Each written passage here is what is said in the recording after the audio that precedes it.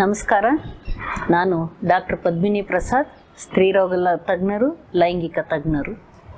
ಇಂದಿನ ವಿಷಯ ಶಿಶ್ನದ ತೊಂದರೆಗಳು. ಯಾವುದೇ ಹುಡುಗನಿಗಾಗಲಿ ಪುರುಷನಿಗಾಗಲಿ ತನ್ನ ದೇಹದ ಬೆಳವಣಿಗೆ, ಜನನಾಂಗದ ಬೆಳವಣಿಗೆ ಸರಿಯಾಗಿದೆಯಾ ಇಲ್ವಾ, ಅದು ಸರಿಯಾಗಿ ಕೆಲಸ ನಿರ್ವಹಿಸುತ್ತಾ ಇಲ್ವಾ, ನನಗೆ ಮದುವೆ ಆಗೋದಕ್ಕೆ ಸಾಧ್ಯತೆಗಳಿದೆಯಾ ಇಲ್ವಾ, ಅಥವಾ ತಾನು ತಂದೆಯಾಗಲು ಸಾಧ್ಯ ಇದೆಯಾ ಇಲ್ವಾ ಅನ್ನೋ ಇಂಥ ಪ್ರಶ್ನೆಗಳು ಪ್ರತಿಯೊಂದು ಹುಡುಗನಲ್ಲಿ ಅಥವಾ ಪ್ರತಿಯೊಂದು ಪುರುಷನಲ್ಲಿ ಒಂದಲ್ಲ ಒಂದು ಸಮಯದಲ್ಲಿ ಅವರ ಮನಸ್ಸನ್ನು ಆವರಿಸಿರೋದು ಬಹಳ ಸಹಜ. ಹದಿಹರೆಯದಲ್ಲೇ ನಾವು ತಗೊಂಡಾಗ ಈ ಶಿಶ್ನದ ಬೆಳವಣಿಗೆ, ಅದರಲ್ಲೂ ಈ ಹದಿಹರೆಯದ ಹುಡುಗರಿಗೆ ಒಬ್ಬರನ್ನೊಬ್ಬರು ಹೋಲಿಸ್ಕೊಂಡು ನೋಡಿ ತನ್ನ ಬೆಳವಣಿಗೆ ಸರಿಯಾಗಿಲ್ಲ, ತನ್ನ ಜನನಾಂಗದ ಸರಿ ಇಲ್ಲ, ಅದರಿಂದ ತನಗೇನು ಬೇರೆಯವ್ರ ಜೊತೆ ಫ್ರೆಂಡ್ಸ್ ಜೊತೆ ಹೋಗೋಕ್ಕಾಗಲ್ಲ, ಸ್ವಿಮ್ಮಿಂಗ್ ಹೋಗೋಕ್ಕಾಗಲ್ಲ, ಆಟ ಪಾಠಗಳಿಗೆ ಹೋಗೋಕ್ಕಾಗಲ್ಲ, ಎಲ್ಲರೂ ತನ್ನನ್ನು ತಮಾಷೆ ಮಾಡ್ತಾರೆ. ಈ ರೀತಿಯಾದ ಪ್ರಶ್ನೆಗಳು ಮತ್ತು ಸೂಕ್ಷ್ಮತೆಗಳು, ಸೆನ್ಸಿಟಿವಿಟಿ ಅಂತ ನಾವು ಹೇಳಿ ಅದು ಬಹಳಷ್ಟು ಇರುತ್ತೆ. ಹಾಗೆಯೇ ಪುರುಷನಿಗೆ ಒಂದು ವಿವಾಹದ ಸಮಯ ಬಂದಾಗ ತನಗೆ ಸಾಮರ್ಥ್ಯ ಇದೆಯಾ ಇಲ್ವಾ, ತನ್ನ ಲೈಂಗಿಕ ಸಾಮರ್ಥ್ಯದ ಬಗ್ಗೆ ಒಂದು ಪ್ರಶ್ನೆಗಳು, ಸಮಸ್ಯೆಗಳು, ಮತ್ತು ಹಾಗೆಯೇ ತಾನು ಸರಿಯಾಗಿದ್ದೀನಾ ಇಲ್ವಾ, ತನ್ನ ಹೆಂಡತಿಗೆ ಅಥವಾ ಸಂಗಾತಿಗೆ ನಾನು ತೃಪ್ತಿ ಕೊಡ್ತೀನಾ ಇಲ್ವಾ, ಈ ರೀತಿಯಾಗಿ ಬಹಳಷ್ಟು ಪ್ರಶ್ನೆಗಳು ಅವರನ್ನು ಆವರಿಸ್ಕೊಳ್ಳುತ್ತೆ.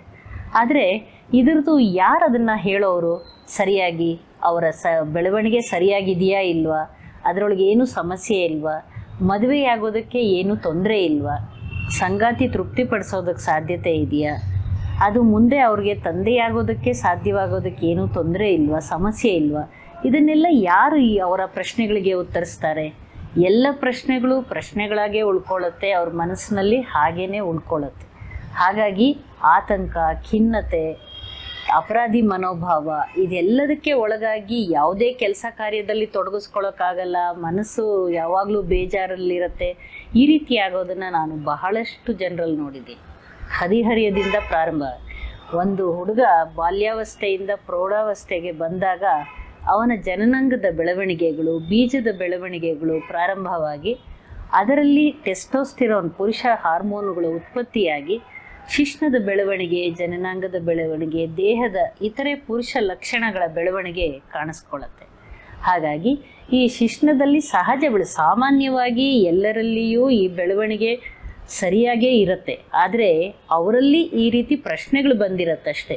ತುಂಬ ಅಪರೂಪವಾಗಿ ಬೆಳವಣಿಗೆಯ ತೊಂದರೆಯಾಗಿ ಮೈಕ್ರೋಪೆನಿಸ್ ಅಂತ ಬಹಳ ಚಿಕ್ಕದಾದ ಶಿಶ್ನ, 1 ಇಂಚು 1.5 ಇಂಚಿಗಿಂತ ಕಡಿಮೆ ಇರುವಂಥ ಬೆಳವಣಿಗೆ ಆದಾಗ ಅದು ತೊಂದರೆ ಕೊಡೋದಕ್ಕೆ ಆಗತ್ತೆ. ಮತ್ತು ಹಾಗೆಯೇ ಬೆಳವಣಿಗೆಯ ತೊಂದರೆಗಳಲ್ಲಿ ಏನೇನು ಇನ್ನಷ್ಟು ಸಮಸ್ಯೆಗಳು, ಅವರ ಜನನಾಂಗದಲ್ಲಿ ಸಮಸ್ಯೆಗಳು ಉಂಟಾಗ್ಬೋದು. ಬೀಜಗಳು ಮೇಲೆ ಕೆಳಗೆ ಇರ್ಬೋದು, ಒಂದು ಬೀಜ ಇಲ್ಲದೇ ಇರ್ಬೋದು, ಹಾರ್ಮೋನುಗಳು ಉತ್ಪತ್ತಿನೇ ಸರಿಯಾಗಿಲ್ಲದೆ ಇರ್ಬೋದು. ಇಂಥದ್ದೆಲ್ಲ ಸಮಸ್ಯೆ ಆದಾಗ ಶಿಶ್ನದ ಬೆಳವಣಿಗೆಯಲ್ಲಿ ಕೂಡ ಸಮಸ್ಯೆ ಆಗುತ್ತೆ. ಒಂದು ಶಿಶ್ನದ ಬೆಳವಣಿಗೆ ಕಡಿಮೆ ಇರೋದು, ಮತ್ತೊಂದು ಸಾಮಾನ್ಯವಾಗಿ ನಾವು ನೋಡೋ ಅಂಥದ್ದು ಬಿಗಿ ಮುಂದೊಗ್ಲು ಅಥವಾ ಬಿಗಿಚಾದ ಚರ್ಮ ಮುಂದಿನ ಶಿಶ್ನದ ತುದಿನಲ್ಲಿ ಸರಿಯಾಗಿಲ್ಲದೆ ಇರೋದು.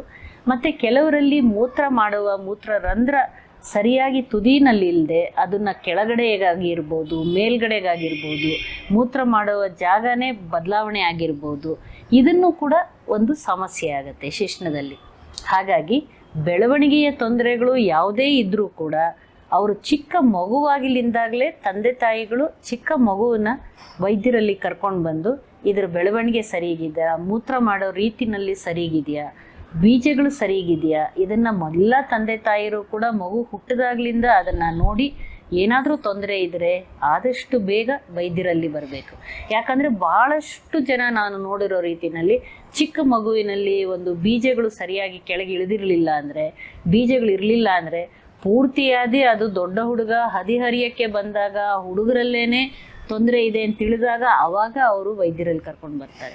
ಅಷ್ಟೊತ್ತಿಗೆ ಬೀಜದ ಒಂದು ಕಾರ್ಯವೈಖರಿ ಇಲ್ಲದೆ, ಪುರುಷ ಹಾರ್ಮೋನ್ ಇಲ್ಲದೆ ಶಿಶ್ನದ ಬೆಳವಣಿಗೆನೇ ಆಗೋದಿಲ್ಲ. ಹಾಗಾಗಿ ಅದು ಸಮಸ್ಯೆ ಆಗುತ್ತೆ.